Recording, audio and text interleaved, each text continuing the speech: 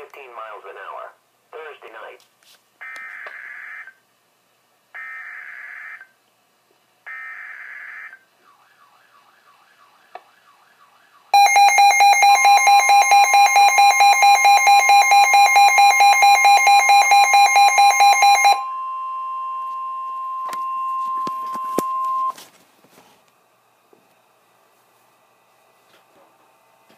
The National Weather Service in Norman has issued a flash flood warning for western Johnston County in southeastern Oklahoma, eastern Love County in southern Oklahoma, southeastern Seminole County in east central Oklahoma, eastern Murray County in southern Oklahoma, Hughes County in southeastern Oklahoma, Pontotoc County in east central Oklahoma, southeastern Carter County in southern Oklahoma, northwestern Marshall County in southeastern Oklahoma until 4 a.m.